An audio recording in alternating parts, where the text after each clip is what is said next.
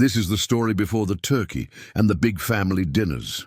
Thanksgiving began as a very different story. A story of survival of two cultures helping each other. And over time, a story of conflict and loss. Today, I'll tell you the full story of Thanksgiving, including the part that's almost never told.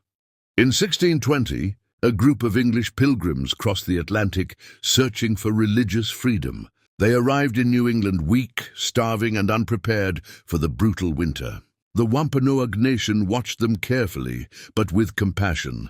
Despite the risks, they shared their knowledge: how to plant corn, how to fish, how to live in balance with the land.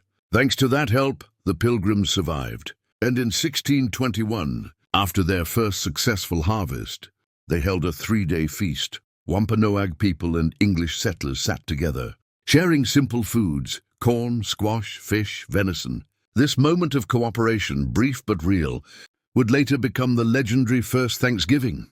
But the part almost no one talks about is what happened next. The peace didn't last. As more and more colonists arrived, the demand for land exploded. Treaties were broken, territories were taken, and tensions grew into open conflict. In 1675, the conflict reached its breaking point in King Philip's War, led by Metacom, the son of the Wampanoag leader who had once helped the Pilgrims. It became one of the deadliest wars in early American history. By the end, indigenous communities had lost lives, land, and much of their freedom.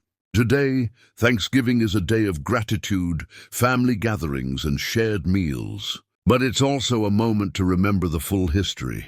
There was generosity, there was cooperation, and there was also pain, conflict, and loss. Honoring the past means seeing the whole picture, not just the pretty part. Thanksgiving was born from an encounter between two worlds, and it evolved through centuries of resilience, struggle, and memory.